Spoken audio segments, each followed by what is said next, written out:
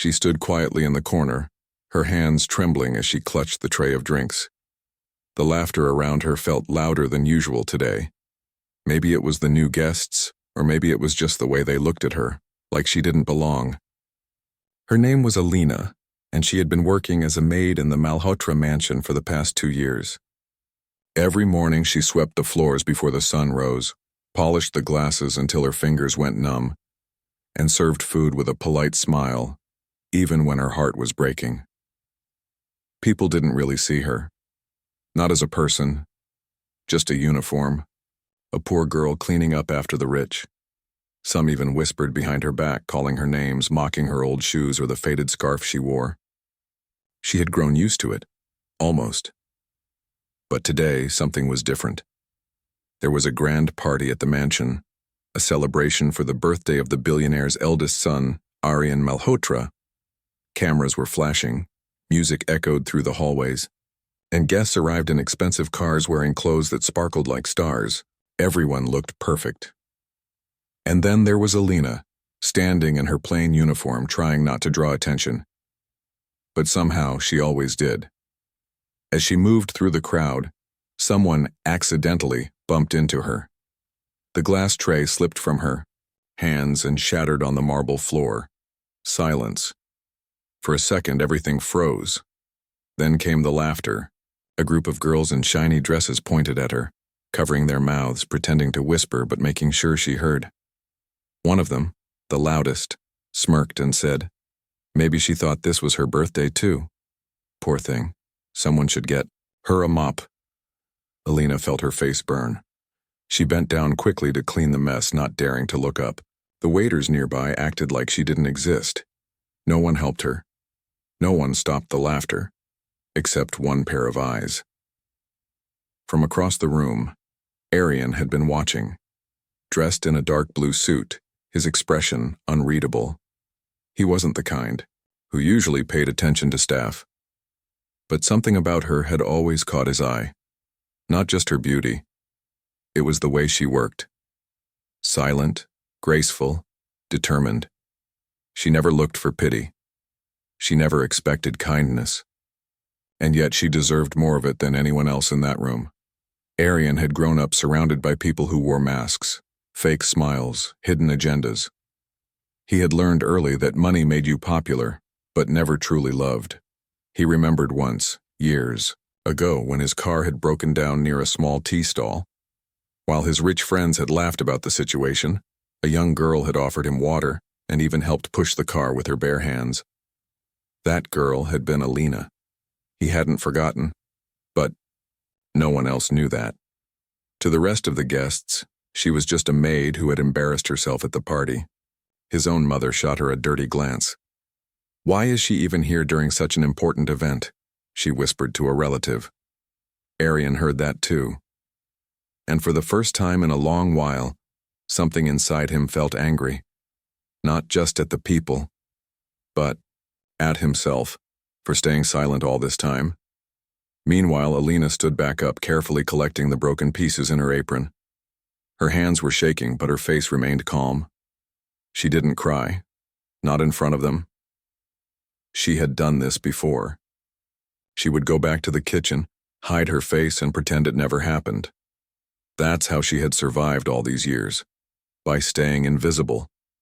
But today, things were going to change.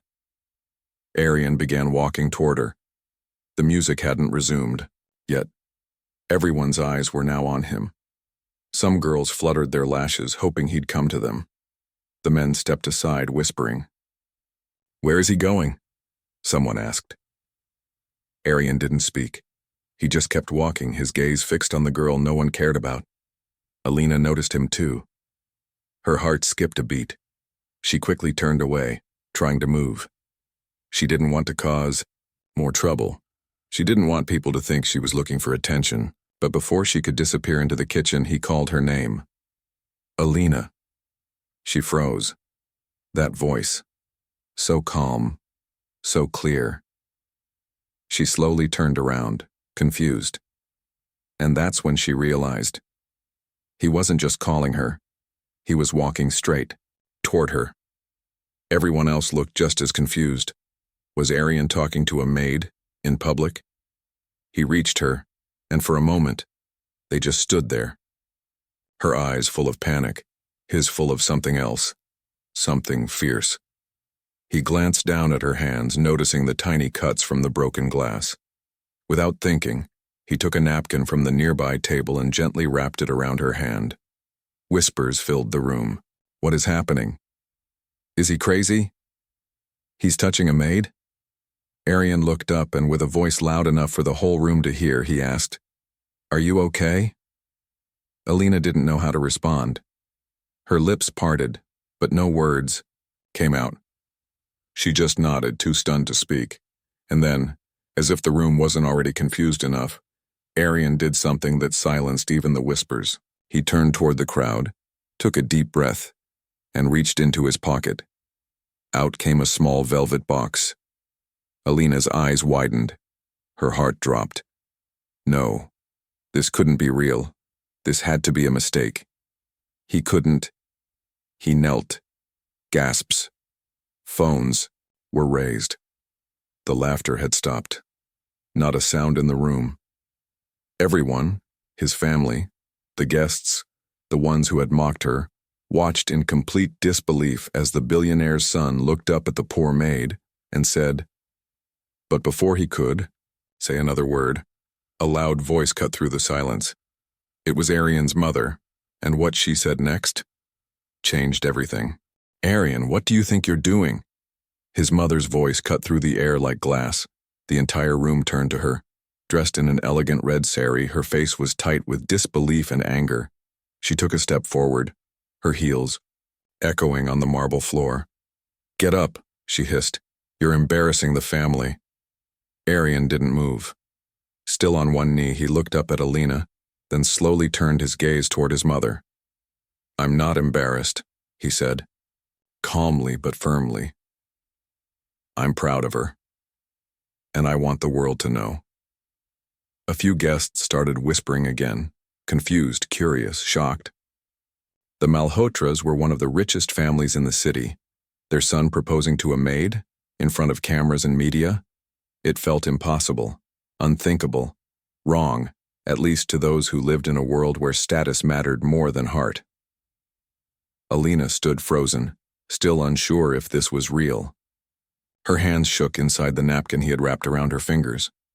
She tried to say something to stop him, to protect him maybe, but no words came. Her throat felt tight, her mind spinning.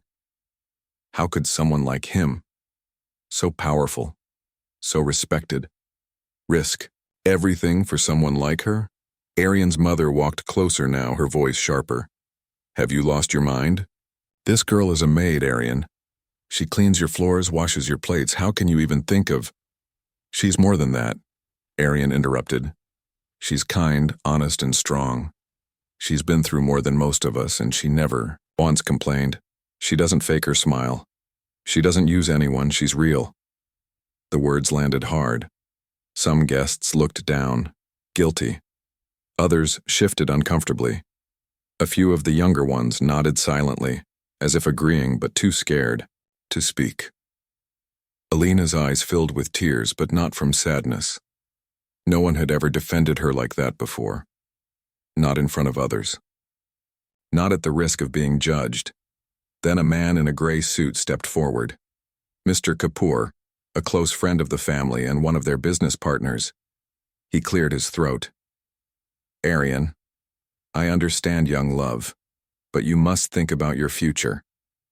Your position, your name. People like her. They don't belong in our world." That sentence hit like a slap. Alina felt it deep in her chest. She lowered her gaze, a familiar shame creeping in again. The feeling that no matter how hard she worked, no matter how decent she tried to be, she would always be seen as less worthy, less human. Arian stood up now. He held the ring box tightly in his hand but didn't put it away. "What makes you think she doesn't belong?" he asked, looking directly at Kapoor. "Because she doesn't have money? Because she didn't go to fancy schools? Or because she dares to work with dignity instead of living off someone else's name? No one answered. The silence grew heavy. That's when Alina finally spoke. Her voice was soft, but clear. "Arian, please. I don't want to be the reason your family breaks apart." He turned to her, his face full of something deep, more than love, conviction. "You're not breaking anything. You're fixing something that's been broken for years." She shook her head slowly. "You don't know everything about me, about my past, where I come from." "Then tell me," he said gently. The crowd was still watching, but now the energy had shifted. It wasn't just gossip anymore. It was real. People wanted to know. Who was this girl? Alina took a breath. Her hands were still trembling, but she didn't hide them anymore. "My father was once a respected mechanic. We had a small garage. He believed in hard work. He raised me with pride. But one day, a powerful man, someone from a rich family, accused him of theft. It was a lie, but no one listened. My father was sent to jail and we lost everything. I was 12. The room was still. I worked at tea stalls, cleaned classrooms, stitched clothes, whatever I could do to survive. When I came here, I just wanted a job. I didn't expect kindness. I didn't ask for pity. I just wanted to earn with respect." Arian looked at her, his heart full. He had no idea. But everything she said made him admire her more. Not less. Someone from the back of the room suddenly said, "I know her. I saw her give her lunch to a hungry child once, even though she hadn't eaten all day." Another voice chimed in. "She helped my mother when she fainted outside the gate, even though no one else noticed." Stories started coming out, one by one, about how Alina had quietly helped others without ever asking for credit. People who had once ignored her were now remembering her. Arian's mother looked around, visibly shaken. Her image, her control, was slipping. "This doesn't change anything," she said sharply. "She's still a maid. Your father would never approve." Arian's eyes hardened. "Then maybe it's time we stopped measuring people by their job title and started looking at their heart." That moment was the breaking point. The room, once full of arrogance and fake smiles, now felt different. People looked unsure, divided. Some supported Arian, others sided with tradition, but the tension was real, heavy, the kind that only comes before a storm. And that's when someone walked in through the main door, an older man, slightly hunched, wearing simple clothes but with eyes full of wisdom. "Excuse me," he said politely. Alina turned. Her eyes widened. It was her father. And what he said next, no one could have expected. The room fell into a stunned silence. No one knew who the old man was, but the way Alina stared at him with tears forming instantly told everyone that he wasn't just anyone. "Baba?" she whispered, stepping forward. The man smiled gently. "Yes, Beta, I came as fast as I could." Arian looked at Alina, confused, as she rushed to her father and hugged him tightly. She hadn't seen him in years. The last she heard, he had been released from prison and disappeared, too ashamed to face the world. But here he was now, standing in the middle of the same mansion where she was humiliated, not as a broken man, but as someone ready to tell the truth. The billionaire's guests watched with curiosity as the man slowly looked around and then spoke with a calm voice. "I know many of you don't know me, but some of you might remember a case years ago where a poor mechanic was wrongly accused of stealing from a luxury car." Mr. Kapoor suddenly shifted in his place, eyes narrowing. "That man was me," he continued. "I was framed, and the man who did it stood in this very room tonight." Gasps echoed across the hall. Arian looked at Alina's father in disbelief, then slowly turned his gaze toward Kapoor. Mr. Kapoor scoffed. "That's a bold accusation. You have no proof." But the old man calmly pulled a folded paper from his pocket. "Actually, I do. After I was released, I met a retired officer who had kept the real statement, the CCTV footage that had never been presented in court, because it was paid to disappear. But now, it's all here." He handed the paper to Arian, who scanned through it, his jaw tightening with every line he read. It wasn't just proof. It was the full truth. The silence in the room now had weight. Kapoor looked cornered, humiliated, and as people began whispering again, this time not about Alina but about Kapoor, he quietly slipped out of the party. Aryan walked up to Alina's father and shook his hand firmly. "Thank you, sir, for coming, for speaking the truth, for raising a daughter who has more grace than all of us combined." Alina's eyes welled up again, but this time, they weren't tears of pain. They were tears of something new. Something she hadn't felt in a long time. Peace. Aryan turned back to her, still holding the velvet box. He didn't kneel this time. He didn't have to. His words were enough. "You taught me what real strength looks like, Alina. It's not in titles or money or family names. It's in how you treat people when you have nothing to gain. I don't want anyone else. I just want you, if you'll have me." She looked at him, speechless, her heart thudding, inside her chest. All the years of pain, all the mocking, the loneliness. It suddenly felt like it had led to this one moment. She smiled, genuinely, fully, and nodded. The crowd, silent for so long, finally burst into applause. Not the kind forced by politeness, but the kind that comes from witnessing something real. Aryan's mother stood still, her face unreadable, and then, slowly, reluctantly, she joined in, clapping softly. Maybe she didn't understand it all yet. But something had shifted. The rest of the evening changed completely.